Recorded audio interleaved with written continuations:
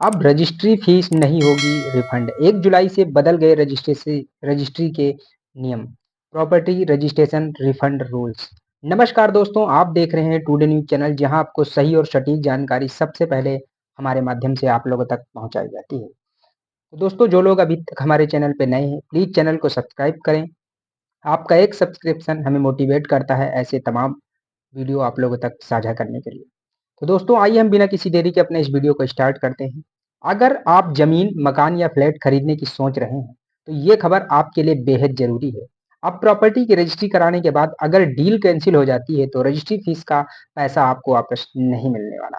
जी हाँ, सरकार ने नियमों में बड़ा बदलाव किया है, जिससे लाखों रुपए का नुकसान सीधे आम खरीदार को उठाना पड़ सकता है। पहले कुछ राज्यों में शर्तों के तहत रजिस्ट्री फीस रिफंड मिल जाता था, लेकिन अब ऐसा नहीं होगा। आइए इस नए नियम को आसान भाषा में समझते हैं। रजिस्ट्री फीस क्या होती है? जब भी आप कोई जमीन, मकान या फ्लैट खरीदते हैं, तो उसे अपने नाम करवाने के लिए रजिस्ट्री करानी होती है। इसके लिए आपको दो तरह की फीस देनी होती है, एक तो स्टाम्प ड्यूटी और दूसरी रजिस्ट्रेशन फीस।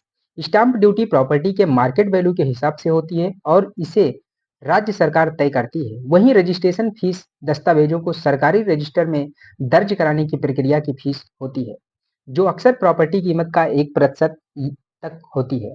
पहले जब कोई डील कैंसिल होती थी या कोर्ट से कोई ऑर्डर आता था, तो लोग रजिस्ट्री फीस वापस पा लेते थे, लेकिन अब ऐसा नहीं होगा। नया नियम क्या कहता है, आइए जानते हैं। अब कई राज्य सरकारों ने प्रॉपर्टी रजिस्ट्रेशन से जुड़े नियमों में एक बड़ा बदलाव किया है। अब अगर किसी वजह से आपकी प्रॉपर्टी डील फेल हो जाती है या रजिस्ट्री कैंसिल करनी पड़ती है, तो ये रजिस्ट्रेशन फीस आपने दी थी, वो वापस नहीं मिलेगी। यानी एक बार आपने जो पैसा रजिस्ट्री के नाम पर जमा कर दिया, वो गया। नया नियम 1 जुलाई 2025 से कई राज्यों में लागू हो सकता है। रिफंड क्यों बंद किया गया? आइए हम इसके बारे में भी जानते हैं। सरकार का कहना है कि हर साल करोड़ों रुपए रजिस्ट्री फीस के रिफंड में निकल जाते हैं। कई लोग इस सिस्टम का गलत फायदा भी उठाते हैं। फर्जी दस्तावेज बनाकर रजिस्ट्री करवा लेते थे, फिर कोर्ट में जाकर डील कैंसिल करा लेते और रजिस्ट्री फीस वापस ले लेते थे। इसमें सरकारी खजाने को भारी नुकसान होता था। इसी को रोकने के लिए अब सरकार ई गवर्नेंस पॉलिसी के तहत ये सख्त कदम उठा रही है। किसे पड़ेगा झेलना? इस नए नियम का सीधा असर उन लोगों पर पड़ेगा जो प्रॉपर्टी खरीदते वक्त धोखाधड़ी का शिकार हो जाते हैं या जिनकी डील किसी वजह से कैंसिल हो जाती है। पहले उन्हें रजिस्ट्री फीस वापस मिल जाती थी, जिससे थोड़ा सुकून होता था, लेकिन अब उन्हें पूरा नुकसान खुद ही उठाना पड़ेगा। लाखों रुपए की रजिस्ट्री फीस का झटका अब आम खरीदार को लगेगा। कब मिल सकता है पैसा? आइए हम इसके बारे में भी जानते हैं। हालाँकि कुछ खास मामलों में अब भी रजिस्ट्री फीस का रिफंड मिल सकता है, लेकिन बहुत मुश्किल से। जैसे अगर कोई प्रशासनिक गलती हो जाए या कोर्ट ये कहे कि रजिस्ट्री अमान्य है या फिर सरकार खुद किसी वजह से रजिस्ट्री को रद्द कर दे। इन मामलों में भी पैसा तुरंत नहीं मिलेगा, बल्कि लंबी कानूनी प्रक्रिया के बाद भी पैसा रिफंड संभव होगा। कौन-कौन से राज्य लागू कर रहे हैं ये नियम? उत्तर प्रदेश, मध्य प्रदेश, बिहार और राजस्थान जैसे राज्यों ने पहले ही इस दिशा में काम शुरू कर दिया है। कुछ राज्यों में तो पहले से ही नो रिफंड पॉलिसी लागू है और बाकी राज्य भी अब इसी राह पर चलने वाले हैं। 1 जुलाई 2025 से ये नया नियम कई राज्यों में पूरी तरह लागू हो सकता है। क्या सावधानियां रखें खरीदते टाइम? अब जब नियम बदल गए हैं, तो खरीदारों को पहले से ज़्यादा सतर्क रहना पड़ेगा। प्रॉपर्टी खरीदने से पहले उसकी लीगल जाँच ज़रूर कराएँ। ज़मीन से जुड़े दस्तावेज जैसे म्यूटेशन, इनकम टैक्स सर्टिफिकेट और एनओसी अच्छी तरह से जाँचें। सेल एग्रीमेंट को ठीक से पढ़ें और किसी अनुभवी वकील से सलाह ज़रूर लें। किसी बिचौलिया या एजेंट पर आँख मूंद कर भरोसा न करें। फर्जीवाड़ा कैसे रुकेगा? सरकार का कहना है कि अब तक बहुत से लोग जानबूझकर फर्जी दस्तावेज बनवाकर रजिस्ट्री करवा लेते हैं और बाद में कोर्ट से उसे कैंसिल कराकर रिफंड क्लेम कर लेते थे। इससे न केवल सिस्टम खराब हो रहा था, बल्कि सरकार को भी भारी नुकसान हो रहा था। अब नया नियम इन सभी झोल-झाल पर लगाम लगाएगा और सिस्टम को पारदर्शी बनाएगा।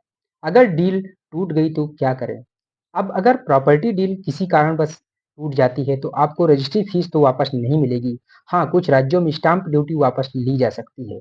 इसीलिए हमेशा पहले से सारी तैयारियां कर लें, सेलर की पूरी जानकारी लें, सभी दस्तावेज जांचें और ज़रूरत हो तो ऑनलाइन ज़मीन रिकॉर्ड भी चेक करें। नया नियम किसके फेवर में है? सरकार के लिए ये नियम फायदेमंद है क्योंकि इससे रेवेन्यू का नुकसान नहीं होगा और फर्जी रिफंड के मामलों पर रोक लगेगी। साथ ही रजिस्ट्रेशन ऑफिस में पारदर्शिता आएगी और बिचौलियों का खेल खत्म हो जाएगा। वहीं खरीदार अगर थोड़ी सी सावधानी बरते तो ऐसे नुकसान से बच सकते हैं। क्या इस नियम को कोर्ट में चुनौती दी जा सकती है? कानूनी जानकारों का कहना है कि अगर यह नियम खरीदारों के हितों के खिलाफ साबित होता है, तो इसे कोर्ट में चुनौती दी जा सकती है। हाई कोर्ट या सुप्रीम कोर्ट अगर इसे अनुचित मानता है, तो इसमें बदलाव संभव है। हालांकि अब तक किसी बड़ी याचिका की खबर नहीं आई है, लेकिन भविष्य में कानूनी लड़ाई की संभावना बनी रहेगी। आप प्रॉपर्टी की रजिस्ट्री कराने से पहले हर दस्तावेज को ध्यान से जांच लें। सेलर की पूरी पृष्ठभूमि जानें और किसी भी फ्रॉड से बचें, क्योंकि एक बार रजिस्ट्री फीस दे दी तो उसे वापस पाना अब आसान नहीं है। दोस्तों, हमारे इस वीडियो में जो जानकारी दी गई पब्लिक डोमेन और मीडिया रिपोर्ट्स पर आधारित है। किसी भी प्रॉपर्टी से जुड़ा निर्णय लेने से पहले संभावित राज्य के कानून और नियमों की पूरी जानकारी लें या किसी कानूनी सलाहकार से परामर्श लें। हमारा इस वीडियो का उद्देश्य केवल जानकारी देना है, न कि किसी प्रकार की कानूनी सलाह।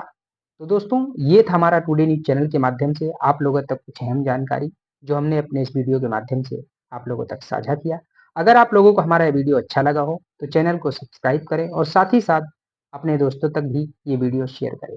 मिलते हैं आप लोगों से एक नए वीडियो के साथ, तब तक के लिए जय हिंद, जय भारत।